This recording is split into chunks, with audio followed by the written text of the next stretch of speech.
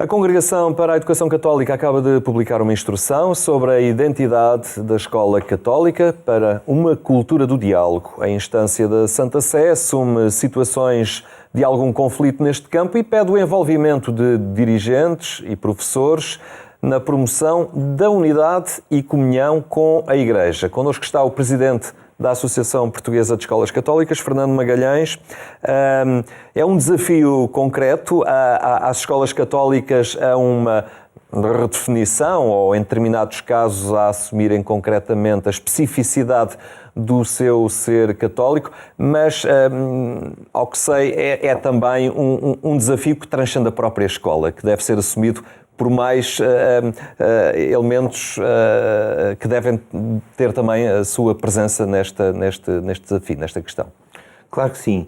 Desde logo, como dizia bem, é uma questão da identidade da própria escola e, portanto, o documento de resto situa isso muitíssimo bem ao nível daquilo que o Congresso do Educar Hoje e Amanhã, que foi promovido pela Congregação para a Educação Católica em 2015, colocou, dizendo da importância de facto, reforçar-se a consciência e a consistência ou coerência da identidade da Escola Católica. E esse é um processo interno para o qual temos que estar todos atentos. E que nós, escolas católicas em Portugal, também estamos tão atentos. A APEC, uma das suas linhas mestras de força, é de facto o reforço da identidade desta nossa Escola Católica. Diz-nos respeito a nós por dentro, claro que sim, e diz-nos respeito a nós por dentro e fora da Escola Católica no contexto da Igreja e depois para fora dele também.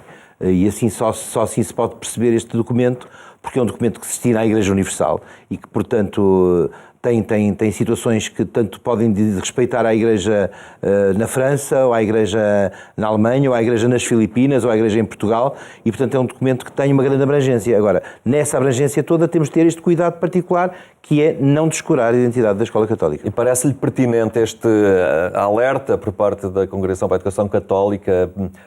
Há o risco de, por vezes, se perder um bocadinho esta identidade? Claramente que há situações que podem até decorrer de factos internos, intrínsecos à própria escola e outros extrínsecos a ela. Quando falamos de intrínsecos é que se de facto não cuidamos daquilo que é nosso, pois alguma coisa lhe pode acontecer. E isso temos todos essa experiência na nossa vida pessoal e nas nossas vidas sociais e nas nossas vidas de interesses. Temos de cuidar daquilo que é nosso. E, portanto, a Escola Católica tem de cuidar claramente dessa identidade, senão corre o risco de a perder ou de facilmente se deixar ir por uma corrente. Há outros fatores que podem ser extrínsecos, que são da própria sociedade, das condições políticas. Ser escola em Portugal, ser escola católica em Portugal é diferente de ser escola católica em França, ser escola católica na Bélgica. Nós aqui, concretamente, escolhemos os nossos professores, nós podemos recrutar os nossos professores e recrutá-los à medida do que da oferta, naturalmente, mas também dos nossos próprios interesses, da escolha do perfil. Sistemas de financiamento, como o francófono dos estabelecimentos de ensino, por exemplo, concorrem para o financiamento dos próprios professores, de onde é o Estado que coloca os professores nas escolas, também nas escolas católicas, e daí essa base de recrutamento, essa forma de recrutamento, ser muito mais complexa e, portanto, aí, de alguma forma, o próprio princípio da identidade da escola católica, formada por todos aqueles que a constituem, pode ter, de facto, algumas dificuldades. Mas entende que este cuidar da escola católica, zelar pela sua identidade, é também um desafio que não cabe apenas aos que estão dentro da escola católica, aos seus diretores, aos professores, aos funcionários. Naturalmente. Eu, de resto, ontem li a vossa nota e quero também chamar a atenção disto. Nós estamos a gravar algumas horas depois, 24 horas depois, nem isso, depois da publicação do documento, mas ainda assim permitiu-nos ter uma leitura primeira do mesmo, e li a vossa nota, e que é sempre tão bom sentir a Eclésia próxima destes assuntos e a transmiti-los como deve ser.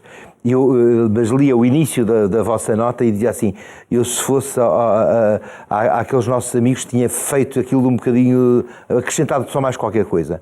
Quando determinadamente se diz que a instrução assume a existência de conflitos, e já, se me permite, vamos já explicar o que é que são esses tais conflitos que ela assume.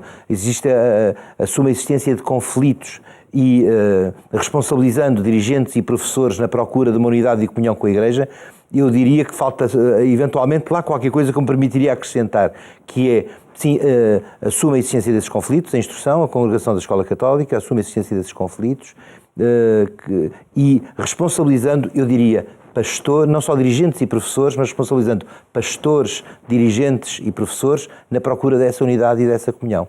Porque, de facto, são aqueles que estão lá dentro e são todos os que a acompanham. A instrução é muito clara a esse nível, por exemplo, da posição solícita do bispo no cuidado pelas escolas católicas que estão no seu território, sejam promovidas pela própria diocese, sejam promovidas por institutos de vida consagrada ou sociedades de vida apostólica, sejam promovidas por associações de fiéis públicas ou privadas. O sentido do discernir, o sentido do visitar, o sentido do vigiar, naturalmente, que lá vem também, o sentido do recomendar, o sentido do acompanhar, e isso é uma dimensão que é muito importante para todos. E quando alguns apontamentos lá vêm em relação aos cuidados que os dirigentes devem ter, em relação aos cuidados que os pastores devem ter, em relação aos cuidados que os educadores, sejam docentes, sejam não docentes, a instrução é muito clara a esse nível. Os docentes, obviamente, por maioria de razão, porque têm ali uma função pedagógica por excelência, mas também os não docentes, que todos têm que assumir um perfil que, de resto, não só transmita aquilo que se pretende como identidade de escola católica, mas dê disso testemunho também, como é evidente. Esta instrução continua a referir que a escola católica é espaço de diálogo e de encontro, onde continuam a ter lugar os que não são católicos, não é? Só pode ser. Não é? Só pode ser. Obviamente o que se pede é coerência de valores. E tal e qual. De resto, ela resulta, situando a instrução, ela resulta de um contexto muito claro. Por um lado, o documento de 1977, a educação católica, estava datado também no tempo, a sociedade mudou muito, este multiculturalismo, esta multirreligiosidade, esta secularização, tudo mudou muito. Houve uma série de documentos que se foram sucedendo, parceladamente sobre determinadas temáticas. Em 2015, como disse, houve o congresso promovido pela Congregação para a Educação Católica sobre a escola hoje e amanhã e, entretanto, vivemos neste mundo desta forma. Por outro lado, há uma série de situações que a instrução refere de situações, conflitos, recursos que foram sendo fazer à Congregação e que a Congregação disse temos de nos pronunciar sobre isto. Quer dizer que alguma coisa precisa de ser dada como orientação, também geral, para este efeito. E é nesse contexto que, efetivamente, neste múltiplo contexto, que a instrução surge.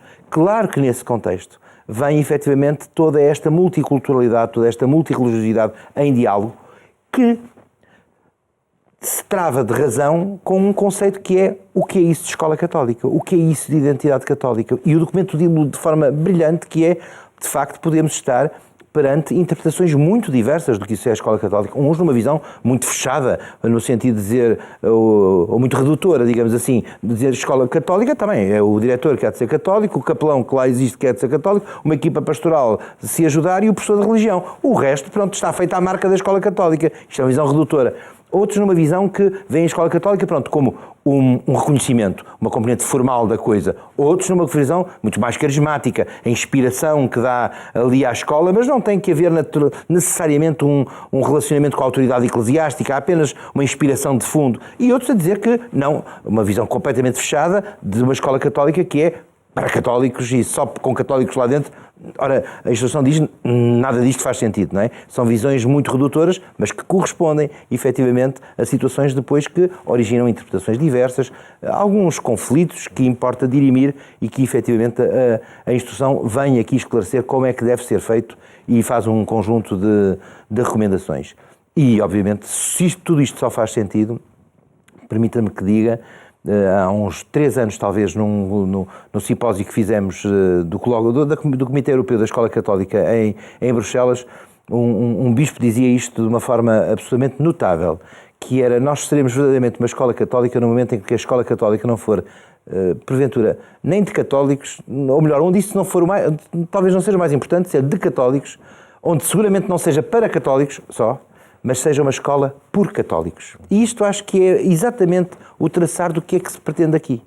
E esta é uma identidade que é uma vantagem, não é um peso. Não, é uma vantagem, é uma responsabilidade e é um gozo, porque poder fazer caminhar aqueles que crescem à imagem da referência do Senhor Jesus é aquilo para que existimos, e se não for isso que estamos a fazer, pois mais vale fechar portas e trespassar. Mas nós não vamos trespassar esta responsabilidade bonita que temos de fazer chegar este encontro do Senhor Jesus a todos estes que o conheçam na fé ou apenas na proximidade do encanto. Muito bem, Fernando Magalhães, muito obrigado por esta partilha.